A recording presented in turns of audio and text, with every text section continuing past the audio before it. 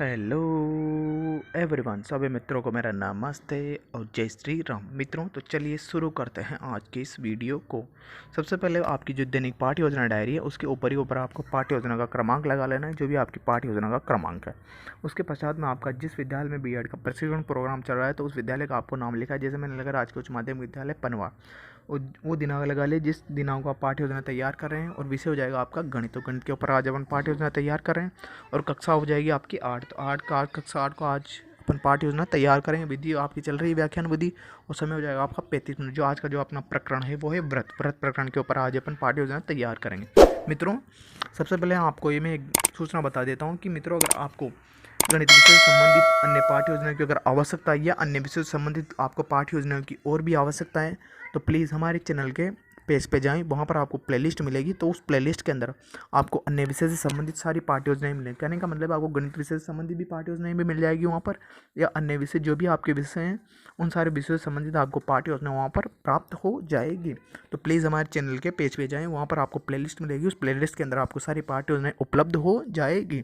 तो इस प्रकार से आपको ये सारी खाना पूर्ति कर लेनी। ये सारी खाना पूर्ति करने के पश्चात में जो आपको नेक्स्ट हेडिंग होगी वो हो जाएगा आपका शिक्षण के उद्देश्य। तो हेडिंग लगा शिक्षण उद्देश्य के बारे में आप थोड़ी सी सामान्य जानकारी प्राप्त कर लीजिए। शिक्षण उद्देश्य होते क्या है या शिक्षण उद्देश्य क्या है, इसके बारे में आपको थोड़ी सी जानकारी बता देता हूँ। जो शिक्षण उद्देश्य है उसका मतलब है आप छात्र अध्यापकों द्वारा जो बच्चे को जो पाठ पढ़ाया जा रहा है उससे बच्चे में क्या परिवर्तन है, या बच्चे को आप किसी के बारे में शिक्षण करवा के बच्चे के अंदर आप क्या चेंजेस लाना चाहते हैं, तो वही आपके शिक्षण के उद्देश्य हो जाएंगे। तो शिक्षण उद्देश्य के अंदर आपको 3 कॉलम मैंने बता दिए। पहला है क्रम संज्ञा, दूसरा है शिक्षण उद्देश्य, तीसरा है अपेक्षित व्यवहारगत परिवर्तन। तो ये बना लीजिए। तो बनाने के जो पहला जो आपका शिक्षण उद्देश्य है लिखेंगे आप ज्ञानात्मक। तो ज्ञानात्मक शिक्षण उद्देश्य के कारण बच्चे में जो अपेक्षित परिवर्तन होंगे वो है विद्यार्थी व्रत के बारे में प्रत्याभिज्ञान कर सकेंगे, विद्यार्थी व्रत के बारे में प्रत्यायन कर सकेंगे। दूसरा आता है अवबोध, तो विद्यार्थी व्रत से संबंधित तथ्यों का स्पष्टीकरण कर सकेंगे। तीसरा आता है ज्ञानोपयोग, विद्यार्थी व्रत से सीखे हुए दैनिक जीवन का उपयोग कर सकेंगे। चौथा आता है कौशल, विद्यार्थी व्रत से संबंधित चार्ट चित्र या मॉडल बना सकेंगे। पांचवा आता है अभिरुचि, विद्यार्थी व्रत से संबंधित पुस्तक पढ़ने में रुचि ले सकेंगे, तो ये जाएगी उसकी अभिरुचि या एप्टीट्यूड, इसको बोलते हैं। छठवा आता है अभिवृत्ति, तो अभिवृत्ति का मतलब होता है नजरिया, दृष्टिकोण। विद्यार्थी व्रत के प्रति सकारात्मक दृष्टिकोण उपलब्ध कर सकेंगे या पहचान सकेंगे। इस प्रकार से आपको इच्छा के जैसे शिक्षण के उद्देश्य लिखने हैं। इस शिक्षण के उद्देश्य लिखने के पश्चात में आपकी जो नेक्स्ट हेडिंग होगी वो हो जाएगी आपकी सहायक सामग्री। तो सहायक सामग्री या शिक्षण सहायक सामग्री से तात्पर्य ये है कि शिक्षक अथवा छात्र अध्यापक को शिक्षण कराते समय जो सामग्री उनकी शिक्षण में सहायता करती है वो सारी सामग्री क्या कहलाएगी, शिक्षण सहायक या सहायक सामग्री। जैसे चार्ट हो गया, चौक हो गया, डस्टर हो गया, लपेट प्लग हो गया, अन्य चार्ट मॉडल, जितने भी सारी चीज़ें वो सारी क्या हो जाएगी, शिक्षण सहायक सामग्री हो जाएगी। शिक्षण विधि वो आपकी व्याख्यान विधि होगी। शिक्षण प्रविधि आप प्रयोग करेंगे व्याख्यान विधि के साथ में प्रश्नोत्तरी विधि और पूर्व ज्ञान में आप लिखेंगे विद्यार्थी व्रत के बारे में सामान्य जानकारी रखते हैं। इसके पश्चात आपकी जो नेक्स्ट हेडिंग हो जाएगी वो जाएगा आपका प्रस्तावना प्रश्न। प्रस्तावना प्रश्न किसी भी पाठ्य योजना का सबसे महत्वपूर्ण भाग होगा। जितना अच्छा आपका जो प्रस्तावना प्रश्न होगा आपकी पाठ्य योजना भी उतनी अच्छी बन के निकल के आएगी। कहने का मतलब है जो प्रस्तावना प्रश्न जितना प्रभावपूर्ण होगा आपकी पाठ्य योजना भी उतनी प्रभावपूर्ण और सुंदर बन के निकलेगी। तो प्रस्तावना प्रश्न के अंदर छात्र अध्यापकों द्वारा बच्चों से प्रश्न पूछे जाते हैं और कम से कम आपको 4 प्रश्न और अधिक से अधिक आप 6 या 7 प्रश्न प्रस्तावना प्रश्न के अंदर आप पूछ सकते हैं।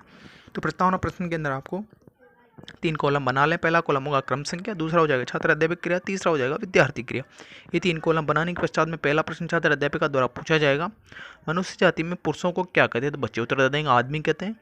आदमी का विलोम क्या होता है, तो बच्चे उत्तर दे देंगे औरत होता है। औरत अपनी कलाई में क्या पहनती है, तो बच्चे उत्तर दे देंगे चूड़ियाँ पहनती है। चौथा प्रश्न छात्र अध्यापक ने पूछा चूड़ी क्या करती कैसी होती है, तो बच्चे उत्तर दे देंगे वृत्ताकार होती है। व्रत के बारे में आप क्या जानते हैं, तो बच्चे इस प्रश्न का उत्तर नहीं दे पाएंगे, तो एक प्रकार से ये समस्यात्मक प्रश्न हो जाएगा। तो इस समस्यात्मक या समस्यात्मक उत्तर छात्र देंगे। तो इस समस्या का समाधान छात्र अध्यापक द्वारा किया जाएगा। तो आपका जो नेक्स्ट हेडिंग होगी हो जाएगा उद्देश्य कथन। तो उद्देश्य कथन में आप लिखेंगे विद्यार्थियों आज हम व्रत के बारे में विस्तार पूर्वक अध्ययन करेंगे। इसके पश्चात में जो आपकी जो नेक्स्ट हेडिंग होगी वो हो जाएगा आपका प्रस्तुतिकरण। तो प्रस्तुतिकरण हेडिंग लगा लीजिए आप, और प्रस्तुतिकरण के अंदर आपको 5 कॉलम बना लेना। पहला कॉलम होगा शिक्षण बिंदु का, दूसरा हो जाएगा छात्र अध्यापक क्रिया, तीसरा हो जाएगा विद्यार्थी क्रिया, चौथा हो जाएगा सहायक सामग्री, पांचवा हो जाएगा श्यामपट्ट कार्य। इस तरह से आपको ये 5 कॉलम बना लें। 5 कॉलम बनाने के पश्चात में जो शिक्षण बिंदु वाला कॉलम है उस शिक्षण बिंदु वाले कॉलम में आपको जो शिक्षण बिंदु लिखना है वो है व्रत। तो व्रत शिक्षण बिंदु के बारे में छात्र अध्यापक द्वारा प्रस्तुतिकरण दिया जाएगा। तो छात्र अध्यापक क्रिया में आप विकासात्मक प्रश्न लिख लीजिए सारे। ये सारे विकासात्मक प्रश्न लिखने के पश्चात में छात्र अध्यापक कथन लिखेंगे आप, एक तल पर उन सभी बिंदुओं का समूह जो तल से एक स्थिर बिंदु से एक स्थिर दूरी पर स्थित हो वृत्त कहलाता है। स्थिर बिंदु को वृत्त केंद्र कहते हैं तथा स्थिर वृत्त को वृत्त की त्रिज्या कहते हैं। वृत्त की सबसे बड़ी जीवा वृत्त का व्यास कहलाती है। वृत्त की संपूर्ण लंबाई को परिधि कहते हैं। एक वृत्त उस तल की जिस पर वह स्थित है वह 3 भागों में विभाजित करता है। वृत्त के अंदर का भाग, वृत्त के बाहर का भाग जिसे बहिर्भाग भी कहते हैं, और एक होता है वृत्त। तो इस प्रकार से आपको ये 3 भाग कहला गए। तो ये हो गया छात्र अध्यापक द्वारा दिया गया प्रस्तुतिकरण। विद्यार्थी क्रिया में आप लिखेंगे, विद्यार्थी ध्यानपूर्वक सुनेंगे और जो महत्वपूर्ण बातें उनको अपने अभ्यास पुस्तिका में नोट करेंगे। जो सहायक सामग्री है उस सहायक सामग्री के अंदर आपको जिस प्रकार से मैंने चार्ट बनाया है उस प्रकार से आपको एक चार्ट बनाना। देखिए, अंदर वाले भाग को मैंने अभ्यंतर लिखा है, बाहर वाले भाग को बहिर्भाग बोला है, और ये जो पूरा भाग क्या कहलाएगा, वृत्त कहलाएगा। तो इस प्रकार से मैंने इसकी आपको ये आकृति दे दी है। और जो कार्य है उस श्यामपट्ट कार्य के अंदर आपको जो मैंने इस श्यामपट्ट कार्य लिखा है उस श्यामपट्ट कार्य को आपको परिपूर्ण कहलाएं। तो सारे आप इस श्यामपट्ट कार्य को लिख लीजिएगा। इसके पश्चात में आप हेडिंग लगाएंगे बोध प्रश्न। तो बोध प्रश्न के बारे में सामान्य जानकारी ले लीजिए कि बोध प्रश्न किसके द्वारा पूछे जाते हैं और क्यों पूछे जाते हैं।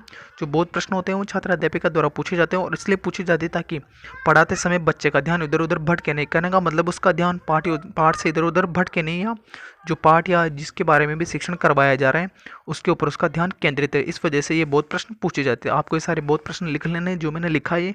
ये बोध प्रश्न लिखने के पश्चात में आपको फिर से अगले पेज पे वही 5 कॉलम बना लेना। पहला कॉलम होगा जैसे शिक्षण बिंदु, दूसरा हो जाएगा छात्र अध्यापक क्रिया, तीसरा हो जाएगा विद्यार्थी क्रिया, और चौथा हो जाएगा सामग्रिक सामग्री, और पांचवा हो जाएगा श्यामपट्ट कार्य। इस तरह से आपको ये 5 कॉलम बनाने। 5 कॉलम बनाने के पश्चात में जो शिक्षण बिंदु वाला कॉलम है उसके अंदर आपको द्वितीय शिक्षण बिंदु लिखना है प्रमेय। तो प्रमेय शिक्षण बिंदु लिखिए और इसके बारे में छात्र अध्यापिका द्वारा प्रस्तुतिकरण दिया जाएगा। तो उस प्रस्तुतिकरण को आप विकासात्मक प्रश्न दिया जाएगा, उस प्रस्तुतिकरण के अंदर ही आएगा, ये कोई गलत नहीं है उसके अंदर। तो विकासात्मक प्रश्न के अंदर ही आपको लिखना है। तो छात्र अध्यापक कथन लिखेंगे आप। विकासात्मक प्रश्न लिखने के पश्चात में प्रमेय लिखेंगे। वृत्त की बराबर जीवाएं केंद्र पर बराबर कोण अंतरित करती है। तो ये हो जाएगी आपकी प्रमेय और इसकी उपपत्ति लिखेंगे आप। चार्ट में प्रदर्शित आकृति के अनुसार एक वृत्त जिसका केंद्र O है कि 2 बराबर जीवाएं AB तथा CD है।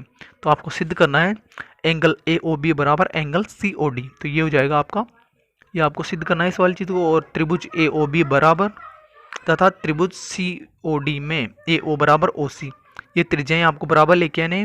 तो OB बराबर OD एक वृत्त की त्रिज्याएं, AB बराबर CD दिया गया है आपको। तो अतः त्रिभुज AOB क्रमांक सम होगा त्रिभुज COD के। तो SS नियम से, SSS नियम से आपका ये सर्वांग सम हो जाएगा। तो एंगल AOB बराबर एंगल COD, तो सर्वांग त्रिभुज के क्या है, संगत भाग है। तो ये हो जाएगा आपका प्रस्तुतिकरण। तो देखिए इसके अंदर विद्यार्थी क्रिया में आप लिख लीजिए। विद्यार्थी ध्यानपूर्वक सुनेंगे और जो मैंने सहायक सामग्री के अंदर देखिए मैंने ये चार्ट बनाया है, या इस चार्ट के अंदर मैंने ये डायग्राम बनाया है, तो इस डायग्राम को आप लिख लीजिए।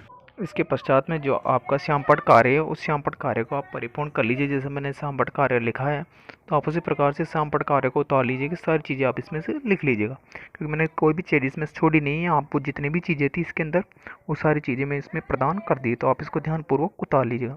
इसके पश्चात आते हैं आपके बोध प्रश्न। तो बोध प्रश्न मैंने पहले ही बता दिया कि बोध प्रश्न किसके द्वारा पूछे जाते हैं और क्यों पूछे जाते हैं। तो एक बार फिर से बता देता हूँ, जो बोध प्रश्न है वो छात्र अध्यापक द्वारा पूछे जाते हैं और इसलिए पूछे ताकि बच्चे का ध्यान उधर उधर भटके नहीं, उसका ध्यान पाठ में लगा रहे। तो आपको ये सारे बोध प्रश्न उतार लेने हैं। इसके पश्चात में जो आपका पाठ्य योजना है वो यहीं पे समाप्त होती है। आपकी पाठ्य योजना यहीं पे समाप्त, लेकिन उससे पहले आपको मूल्यांकन प्रश्न लिख लेने हैं और मूल्यांकन प्रश्न हेडिंग लगा लीजिए आपको। और मूल्यांकन प्रश्न में आपको बता दे रहा हूँ क्यों पूछे जाते हैं और इसके किसके द्वारा ये पूछे जाते हैं। जो मूल्यांकन प्रश्न है वो छात्र अध्यापक द्वारा पूछे जाते हैं और इसलिए पूछे जाते हैं ताकि उसने जो पाठ या जो शिक्षण जिसके बारे में भी करवाए वो शिक्षण बच्चों ने ग्रहण किया है अथवा नहीं किया है, इसके बारे में जांचने या प्रतिपुष्टि प्रदान करने के लिए या ये चेक करने के लिए उसने बच्चों ने कितना उसको सीखा है। तो इस चीज़ को जांचने के लिए मूल्यांकन प्रश्न किए जाते हैं। तो मूल्यांकन प्रश्न किसी भी प्रकार के किए जा सकते हैं। वस्तुनिष्ठ प्रश्न हो सकते हैं, लघुत्रात्मक, अति लघुत्रात्मक, निबंधात्मक, किसी भी प्रकार के प्रश्न छात्र अध्यापिका द्वारा पूछे जा सकते हैं। तो आपको ये सारे प्रश्न लिखने हैं। जैसे मैंने ये प्रश्न लिखे हैं तो आपको ये सारे प्रश्न ध्यानपूर्वक उतार लेने हैं।